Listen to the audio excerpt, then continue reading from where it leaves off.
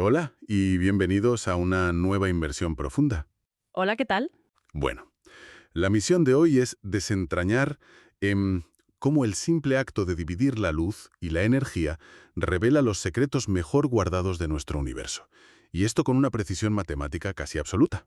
Y cuando se habla del universo en este contexto, hay que decir que es en el sentido más literal posible. Totalmente. O sea, esta exploración a fondo abarca desde la composición química de galaxias lejanas hasta cosas súper cotidianas, como la frescura de los alimentos en un supermercado. Claro. Y para lograr este nivel de detalle, las notas y fuentes de hoy provienen de un artículo enciclopédico muy extenso y fascinante sobre un tema clave, la espectroscopía. Es un texto denso, sí, repleto de física teórica y aplicaciones prácticas. Pero bueno, contiene las claves exactas de cómo la ciencia aprendió a leer los mensajes codificados en la radiación electromagnética. Y para establecer una base analítica desde el principio, ¿cómo definimos exactamente esto? Pues a ver, en términos formales, la espectroscopía es el estudio de cómo la radiación electromagnética interactúa con la materia. ¿Vale? Aunque para quienes ya conocen un poco los fundamentos de la óptica, es fácil asociar esto con un prisma. Hay que imaginarse un prisma de cristal separando visualmente la luz blanca en todos sus colores. Como la famosa portada del disco de Pink Floyd. Exacto. Esa es la imagen mental perfecta. Pero la disciplina actual abarca absolutamente todas las bandas del espectro electromagnético, no solo la luz visible. Y para visualizar este concepto sin perdernos en ecuaciones, resulta muy útil usar una analogía directa. A ver, ¿cuál es? Es como leer el código de barras único de cada elemento del universo. Ah, me gusta, sí. Al igual que el escáner de una caja registradora identifica un producto por unas líneas negras, pues esta técnica lee patrones específicos de luz para determinar la composición exacta de la materia, Esa analogía del código de barras es particularmente acertada, sobre todo si repasamos cómo se empezaron a leer esas primeras líneas en la historia. que nos lleva a Isaac Newton, ¿verdad? Exactamente. Nuestra historia documentada comienza con Newton a finales del siglo XVII, entre 1666 y 1672, más o menos. Cuando hizo pasar luz solar por un pequeño agujero en una habitación oscura. Eso es, y luego a través de un prisma. De hecho, él fue quien acuñó la palabra espectro para describir ese arco iris resultante. Newton vio un arco iris continuo, una transición muy suave de colores. Pero el verdadero cambio de paradigma llegó mucho después, en el año 1802. Cuando entra en escena el físico William Hyde Wollaston. Exacto. Wollaston construyó un espectrómetro mejorado. Le añadió una lente para enfocar ese espectro solar directamente sobre una pantalla. Y lo que observó echó por tierra totalmente esa idea del arco iris perfecto de Newton. Totalmente. Wollaston notó que la distribución de la luz no era uniforme. Faltaban fragmentos, había unas bandas oscuras muy definidas. Como si a ese espectro continuo le hubieran borrado líneas verticales con una goma, o pintado con un lápiz negro. Exactamente. Y aunque Wollaston no supo interpretar qué eran esas interrupciones, abrió la puerta a la espectroscopía cuantitativa.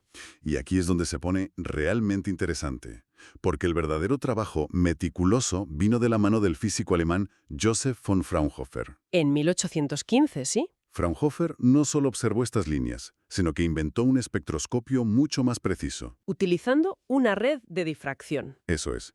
Y se dedicó a catalogar estas ausencias de luz de forma casi obsesiva.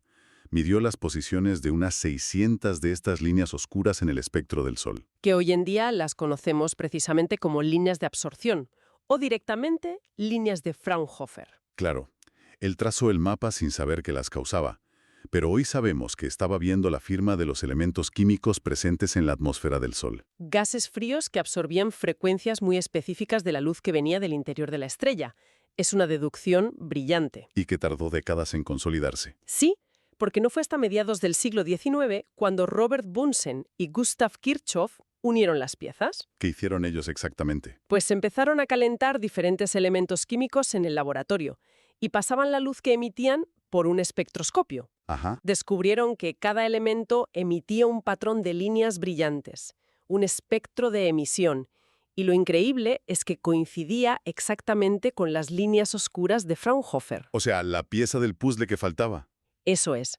Al aplicar este método, no solo entendieron de qué estaba hecho el Sol, sino que descubrieron elementos completamente nuevos aquí en la Tierra. Simplemente observando sus firmas espectrales. Sí, el cesio, por ejemplo, lo identificaron por una línea azul brillante inconfundible, y el rubidio por una línea roja intensa. Nunca antes nadie los había aislado. Vale, vamos a desgranar esto, porque hemos hablado de descubrir elementos viendo colores. Pero para entender la profundidad de esta ciencia hay que sumergirse en la teoría y la mecánica cuántica. Entramos en aguas más profundas. Sí, la clave aquí es que cada elemento en la tabla periódica tiene una firma de luz única basada en las frecuencias de luz que absorbe o emite. Exacto. La luz está compuesta por distintas longitudes de onda, y cada longitud corresponde a una frecuencia de energía muy específica. Y el hecho de que un átomo absorba o emita siempre esa misma frecuencia sin variaciones fue un rompecabezas tremendo para la física clásica. Si conectamos esto con el panorama general, la espectroscopía fue central para el nacimiento de la propia mecánica cuántica. Claro, porque la física clásica predecía que la energía fluía de manera continua. Eso es, no podía explicar por qué existían esas líneas discretas y perfectamente separadas en el espectrómetro. Sobre todo en el espectro del hidrógeno, no. Sí, para dar sentido a esas líneas físicas, como Niels Bohr, tuvieron que proponer modelos atómicos radicalmente nuevos. El modelo de Bohr donde los electrones dan saltos cuánticos discretos. Precisamente. La mecánica cuántica determinó que un electrón solo puede saltar de una órbita a otra si absorbe o emite la cantidad de energía absolutamente exacta. Como peldaños de una escalera. Esa es la imagen. Y esa energía exacta es la línea de luz que vemos. Modelos posteriores, como la ecuación de Schrödinger y la mecánica de matrices, se desarrollaron para explicar esto. Todo basado en datos de la espectroscopia. Incluso los trabajos de Max Planck midiendo la radiación de cuerpo negro dependían de técnicas espectroscópicas. O sea, todo el andamiaje teórico de la tecnología cuántica nace de mirar estas líneas. Pero, ¿cómo funciona esto en un laboratorio práctico hoy en día? Bueno, para medir la concentración de una muestra se usa un aparato llamado espectrofotómetro de absorción. ¿Y cómo calcula exactamente la cantidad de un químico en una mezcla? Todo se reduce a la ley de Beer-Lambert. La ley de Beer-Lambert, cuéntanos más sobre eso. Es la relación matemática entre la luz que entra en una muestra y la luz que sale. Tiene en cuenta la intensidad inicial, la longitud de la trayectoria que recorre la luz en el tubo de ensayo y un coeficiente de extinción. Que es, digamos, la capacidad propia de ese líquido para bloquear la luz. Exacto. Midiendo la luz que logra salir por el otro lado, se puede calcular la concentración exacta de forma matemática. Es asombroso. Y lo más destacable es que gracias a James Clerk Maxwell, hoy sabemos que la luz visible es solo una fracción minúscula del espectro. Así es. La espectroscopía moderna ha expandido su alcance de forma abrumadora. Estamos hablando de diferentes tipos de energía radiativa, microondas, infrarrojos, rayos X, rayos gamma. Y no solo radiación electromagnética, también hablamos de partículas. ¿Partículas? Sí, partículas como electrones y neutrones. Gracias a Louis de Broglie, sabemos que las partículas tienen una onda asociada. Las ondas de Broglie. Exacto. Actúan como energía radiativa. E incluso las ondas acústicas físicas puras encajan aquí. Ondas de sonido. Sí, la espectroscopía de resonancia acústica usa ondas de sonido para analizar materiales. Entonces, ¿qué significa todo esto? Quiero decir, ¿cómo interactúan estas distintas energías con la materia a diferentes escalas? Es una especie de danza molecular. Dependiendo de la energía que apliques, la materia responde de una forma u otra. Empecemos por los átomos. Con los átomos, si aplicas luz visible o ultravioleta, provocas saltos de electrones en las capas externas. Es la espectroscopía electrónica. ¿Y si usamos mucha más energía? Como los rayos X. Con los rayos X logras interactuar con las capas internas, los electrones que están muy cerca del núcleo. Vale. ¿Y si pasamos a moléculas enteras? Ahí la danza cambia. Las microondas, por ejemplo, no tienen energía para hacer saltar electrones, pero hacen que las moléculas roten sobre sí mismas. Curioso. Y los infrarrojos hacen que vibren, como si los enlaces entre los átomos fueran pequeños resortes elásticos. Aquí también entra la espectroscopia Raman, ¿cierto? Sí, que también analiza esas vibraciones a través de la dispersión inelástica de la luz. Y si miramos estructuras gigantes como los cristales sólidos o los metales. Ahí empleamos la dispersión de rayos X y neutrones. Las ondas rebotan en la estructura regular y revelan la posición tridimensional exacta de cada átomo. Madre mía, el nivel de detalle es increíble. Pero para no sobrecargar a nuestra audiencia con demasiada información abstracta, vamos a llevar esto a la Tierra. A los superpoderes en el mundo real. Eso es, aplicaciones prácticas y tangibles. Por ejemplo, en la medicina. La medicina es uno de los campos que más se beneficia. Permite hacer análisis no destructivos en la sangre para detectar compuestos tóxicos en minutos. O el análisis de gases respiratorios con infrarrojos. También, pero una de las áreas más prometedoras es la detección del cáncer temprano mediante espectroscopía de dispersión de luz. ¿Cómo funciona eso? Pues las células sanas dispersan la luz de una manera. Pero cuando empiezan a sufrir cambios que preceden al cáncer, su estructura interna cambia. Y por tanto el patrón en el que rebotan la luz también cambia. Exactamente.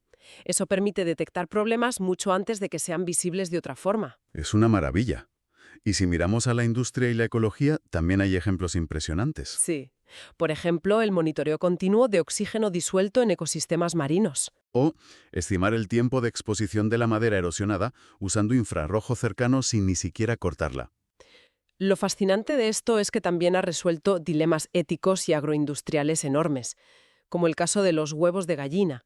Ah, el dato curioso agrícola. ¿Esto es sorprendente? Es la espectroscopía in ovo, una tecnología que permite determinar el sexo de los embriones de pollo durante los primeros días de incubación en el propio huevo. Usando un láser que atraviesa la cáscara y lee el código de barras químico del interior. Eso es.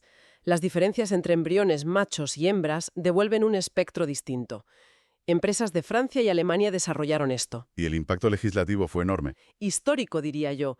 Llevó a la prohibición por ley del sacrificio de pollitos machos recién nacidos en 2022 en ambos países. Evitando la trituración de millones de animales simplemente leyendo la luz a través de un cascarón. Es un avance monumental. Lo es. Pero bueno, hemos mirado a la Tierra y ahora toca mirar hacia arriba. A las estrellas. La astronomía moderna no existiría tal como la conocemos sin los espectrógrafos. Porque la única información que recibimos de galaxias lejanas es su luz. Exacto. Los telescopios gigantes de hoy en día en realidad son grandes embudos para recoger luz y meterla en un espectrómetro. Y al separar esa luz estelar, los astrónomos saben su composición química. Y no solo eso, el grosor y la posición de las líneas indican la temperatura de la estrella e incluso la fuerza de su campo magnético. Pero hay algo más. El desplazamiento al rojo, el famoso redshift. Vital para entender la escala del universo. Doppler relativista. La luz de las galaxias se estira hacia el color rojo. Midiendo cuánto se han desplazado las líneas de absorción del hidrógeno hacia el rojo, podemos determinar la velocidad exacta a la que se alejan esos objetos distantes. Lo que probó que el universo se está expandiendo. Así es. Y en una escala más local, medir estos minúsculos desplazamientos hacia el azul y el rojo en las estrellas es lo que nos permite descubrir exoplanetas. Por el pequeño tirón gravitacional que el planeta ejerce sobre su estrella. Exactamente. Resulta imponente pensar en todo esto. Y cualquiera pensaría que se necesitan telescopios de miles de millones de euros para jugar con esta ciencia. Bueno, para descubrir exoplanetas sí, pero para hacer ciencia básica no. Ahí entra la ciencia de andar por casa. El movimiento hobbyist o maker. Es una democratización de la ciencia fantástica. Hoy en día cualquier persona puede construir un espectrómetro funcional. Usando cosas que hay en casa. Como las rejillas de difracción improvisadas con CDs o DVDs viejos. Es que las pistas microscópicas grabadas en el plástico de un DVD actúan perfectamente para separar las longitudes de onda de la luz. Y combinando eso con piezas impresas en 3D y la cámara de un teléfono inteligente. Obtienes un instrumento analítico. Existen aplicaciones móviles que procesan la imagen y te identifican los picos de emisión espectral de una bombilla, por ejemplo. Esto plantea una pregunta importante sobre hacia dónde va la educación científica. Sí, porque aunque estas herramientas de código abierto tienen limitaciones de resolución obvias... Mucho ruido, problemas de calibración. Claro, no vas a publicar un paper en Nature con un DVD roto, pero fomentan la educación y la ciencia ciudadana sin necesidad de tener un equipo de laboratorio carísimo. Ponen la física experimental en la palma de la mano. Literalmente. Pues bueno, ha sido un viaje increíble. Para hacer un resumen general rápido a nuestra audiencia. Adelante. Hemos ido desde el prisma de Newton en una habitación oscura hace siglos, pasando por los colores que faltaban, Las líneas de Fraunhofer. hasta llegar a herramientas que previenen enfermedades, evitan el sacrificio de animales y miden la velocidad a la que se expande el universo entero. Todo decodificando el código de barras de la luz. Pero para cerrar esta inmersión profunda, sé que hay un pensamiento final sobre el que reflexionar, algo que va más allá de la luz. Sí. Y es algo asombroso que se menciona en los últimos avances de las fuentes. Te escuchamos. Recientemente, la espectroscopía ha dado el salto más allá de las partículas y la radiación electromagnética. Gracias a observatorios como LIGO, se han detectado ondas gravitacionales. Ondulaciones en el propio tejido del espacio y el tiempo. Exacto. Y lo increíble es que los científicos han empezado a asociar una firma espectral a esas mismísimas ondas gravitacionales. Madre mía. Ya no estamos leyendo la luz de las estrellas, estamos aislando el espectro de vibración de la estructura misma de la gravedad, cuando chocan dos agujeros negros. O sea que el espacio-tiempo en sí mismo tiene un código de barras. Esa es la clave. Si ahora podemos leer el espectro de la gravedad, ¿qué otros misterios invisibles del cosmos están ahí fuera a punto de revelarnos su código secreto? Una pregunta que desde luego deja la mente dando vueltas a cualquiera. Queremos agradecer enormemente a quienes nos han acompañado a lo largo de este análisis detallado hoy. Ha sido un placer desgranar todo esto. Que la curiosidad por entender el universo no cese nunca. Hasta la próxima exploración a fondo.